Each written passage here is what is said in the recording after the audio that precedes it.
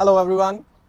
सो आज का vlog start करते हैं और आज का व्लॉग आई थिंक कनेडियन का सबसे फेवरेट व्लॉग होगा, because in this vlog I will tell you the 5 reason कि जिसके कारण कनाडा में लोग अमीर क्यों नहीं हो पाते। मिस्टेक 5 ऐसी मिस्टेक कौन सी लोग करते हैं जिनके कारण वो ट्रैप में फंसे रहते हैं। So don't do this 5 mistakes, otherwise you will have to be poor for your whole life. सबसे पहली मिस्टेक तो यही होती है कि जब भी कोई कनाडा में आता है ना, तो वो स्टार्टिंग में बिल्कुल फ्री माइंड चलता है, मतलब कि कोई फाइनेंशियल प्लानिंग कुछ भी नहीं करता। एंड ट्रस्ट मी, जो इनिशियल ईयर होते हैं ना, उससे ही सारा कुछ डिफाइन होता है, क्योंकि जो इनिशियल में हम फुटस्टेप ले लेते हैं ना, उससे ग्रोथ कंपाउंड में होती है।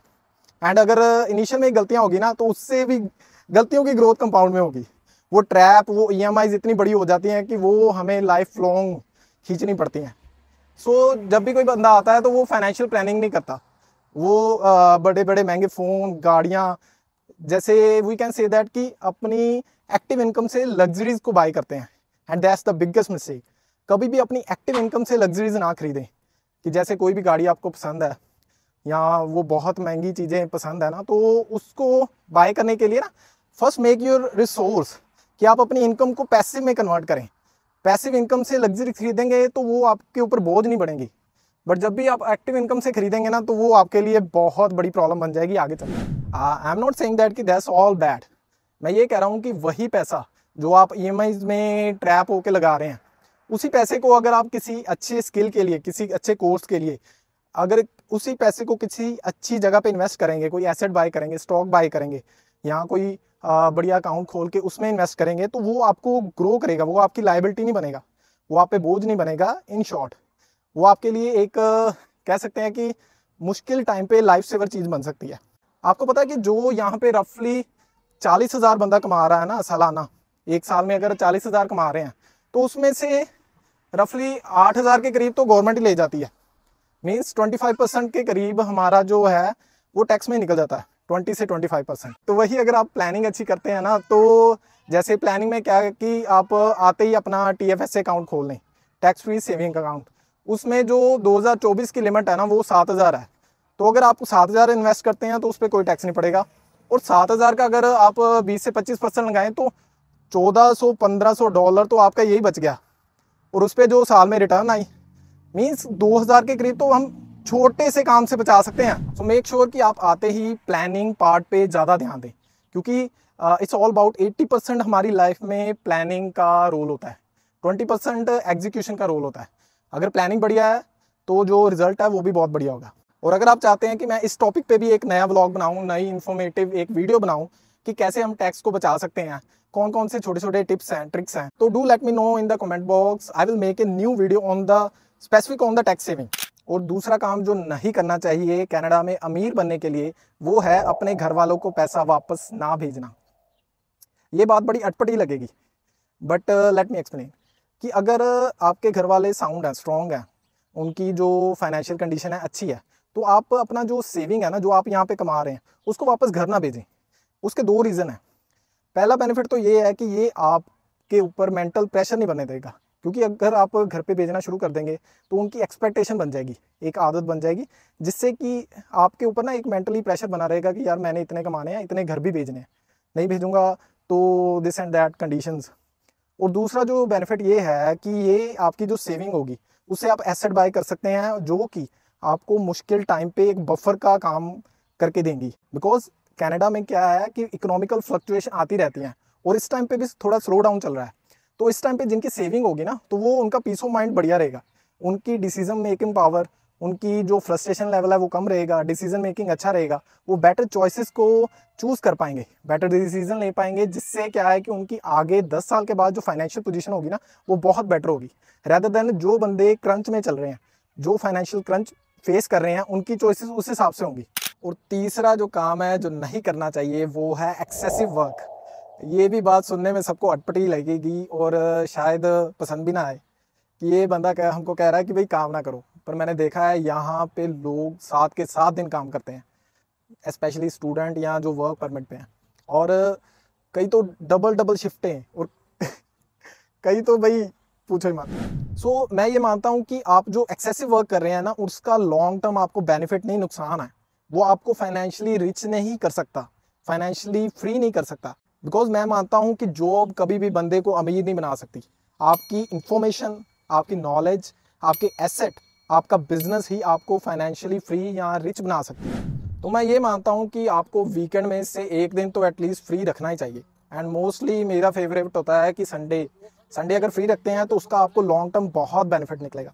अगर नहीं रखते तो उसका मैं इफेक्ट क्या होगा उसको विद एग्जांपल बताता हूँ। लेट्स सपोज कि एक बंदा है एक्स, वो 7 के 7 दिन काम कर रहा है, अपना संडे भी नहीं फ्री रख रहा। तो संडे अगर काउंट करें एक साल में जैसे 52 हफ्ते होते हैं तो 52 संडे निकले, उसमें से उसने 50 संडे काम किया। एक दिन के काम किया 8 घंटे, या लेट्स सपोज 10 घंटे भी किया, 50 इंटू 10 500 हो गया। उसको अगर बेसिक पे रेट भी हम निकालें तो लेट्स सपोज कि जैसे उसको $20 पर आवर मिल रहे हैं, तब भी हम देखें तो उसका 500 into 20 it's equal to 10,000। Now दूसरे नज़रिए से देखते हैं। दूसरा नज़रिया क्या है कि अगर आप संडे फ्री रखते हैं तो उसमें होगा क्या कि आपके पास एक दिन होगा और साल के 50 दिन होंगे। सो लेट्स सपोज कि आपने उन 50 दिन में एक घंटा भी निकाला और 50 घंटे का या 40 घंटे का कोई कोर्स कर लिया। आपका एक तरफ नुकसान हो रहा है 10,000 और एक तरफ आपने कोर्स कर लिया जिससे आपकी वैल्यूएशन कह सकते हैं, जिसका आपका पर आवर जो सैलरी है उसमें $2 की भी इंक्रीमेंट हो रही है। तो उससे आप काउंट करेंगे तो बहुत ही लंबा मार्जिन है और वो आपकी स्किल में ऐड हो रहा है जो आपको लाइफ लॉन्ग तक बेनिफिट देगा। एक साल में जो नुकसान हुआ वो तो 10,000 का हुआ, बट जो बेनिफिट हो रहा है वो लाइफ लॉन्ग हो रहा है।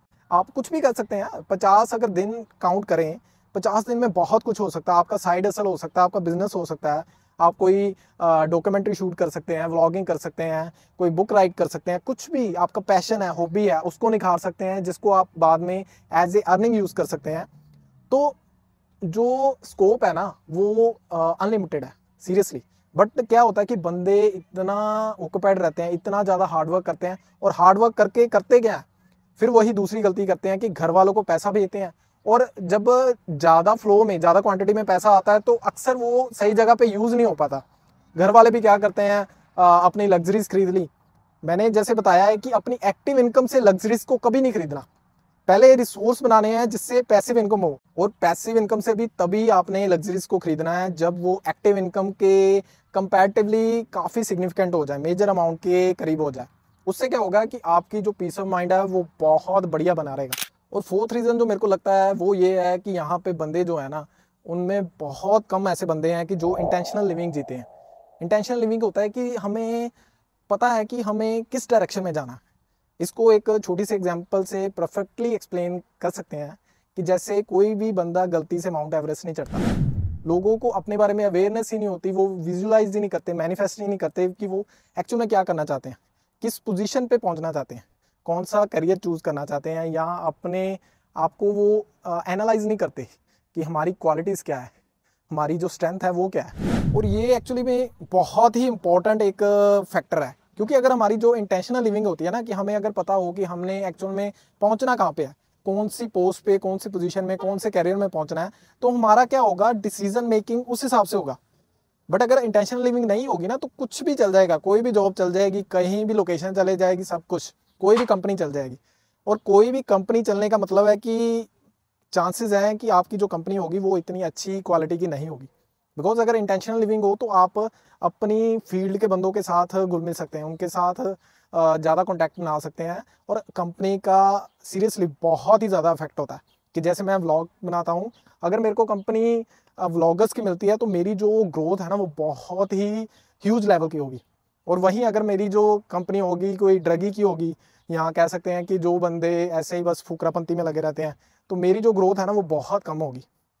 सो इंटेंशन और जो कंपनी है ना उस चीज़ पे भी ज़्यादा ध्यान दें, क्योंकि अगर ये चीज़ों पे ध्यान देते हैं, छोटी छोटी बातें हैं, अगर आपको कोई घर पे, अगर आपकी कंपनी बुरी है तो मेक श्योर कि आप जल्दी स्विच कर जाएं, लीव कर दें। अनडाउटेबली अगर वो सस्ता भी पड़ रहा है फिर भी। और वहीं अगर आपको कोई भी जगह पे जहाँ पे अच्छी कंपनी मिल रही है, बढ़िया कंपनी मिल रही है, फाइनेंशियल लाइन के बंदे हैं, या आपकी फेवरेट जो इंडस्ट्री है उस लाइन के बंदे हैं, तो अगर ज़्यादा भी पे करना पड़े तो आप उन घरों में, उस इलाकों में मूव हो, उस कंपनियों में मूव हो, तो आपका जो ग्रोथ लेवल होगा ना वो बहुत ही ज़्यादा बढ़िया होगा। एंड 5वां पॉइंट है हमारी मेंटल प्रेपरेशन। लोगों की यहाँ पे मेंटल प्रेपरेशन ही नहीं होती अमीर बनने की, उनमें क्वालिटीज़ ही नहीं होती, गुण ही नहीं होते।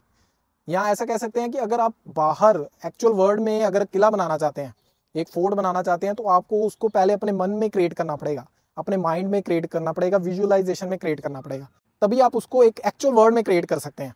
सो मेक श्योर कि आप मेंटल प्रिपरेशन अपनी उस हिसाब से रखें, क्योंकि लोगों की जो चॉइसेस होती है ना, उनके मन में ही अबंडेंस नहीं होती, उनके मन में ही डर होते हैं, मन में ही जैसे स्कैरसिटी होती है, कमी होती है, तो उनकी चॉइसेस भी वैसी होती हैं और उनको रिजल्ट भी वैसे मिलते हैं।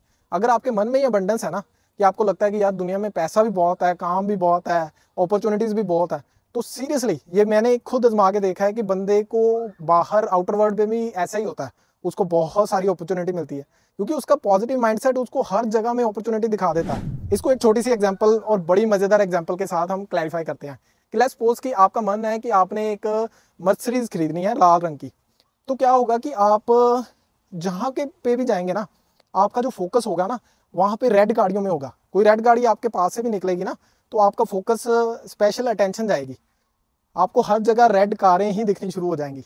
और ऐसा ही होता है, अगर आपके मन में जो भी है ना, आपको बाहर भी वो दिखेगा। अगर आपके मन में स्कैरसिटी है तो आपको बाहर भी कमी दिखेगी, अगर आपके मन में अबंडेंस है तो आपको बाहर भी अबंडेंस दिखेगा। बहुत सिंपल सा रूल है मैनिफेस्टेशन का। सो मेक श्योर कि आप अपनी अंदर से जो प्रिपरेशन है ना वो बढ़िया रखें। वो पंजाबी में कहते हैं कि नीता नु मुरादा।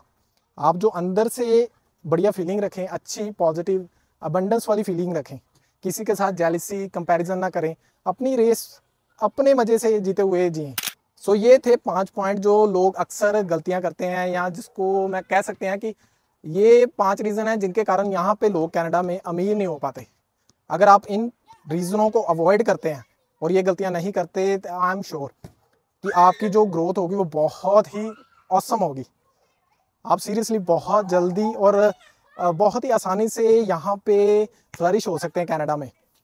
ये प्रैक्टिकली मैंने होते देखा है। और मैं अब आपको ये नहीं बोलूँगा कि आपको अगर मेरी वीडियो अच्छी लगी तो चैनल को सब्सक्राइब कर लो, बिकॉज इट्स सो ऑब्वियस। क्योंकि अगर ये वीडियो आपकी लाइफ में 1% भी चेंज ला सकी ना, तो ये कहने की ज़रूरत नहीं है कि भाई लोगों सब्सक्राइब कर दो, लाइक कर दो, आप खुद ऑटोमेटिकली करेंगे। Because we all want growth, abundance. हम बढ़ना चाहते हैं, राइज करना चाहते हैं। सो अगर जहाँ पे भी हमें लगता है कि ये हमारी राइजिंग जर्नी को बढ़ा सकता है, तो हम उस जगह पे उस बंदे के पास जाते ही जाते हैं, उस बंदे का साथ कंपेनियनशिप मांगते ही मांगते हैं। सो इसी के साथ मैं वीडियो व्लॉग को एंड करता हूँ, एंड नई वीडियो में नए व्लॉग में जल्द मिलेंगे। Till then see you, goodbye, have a good and awesome life.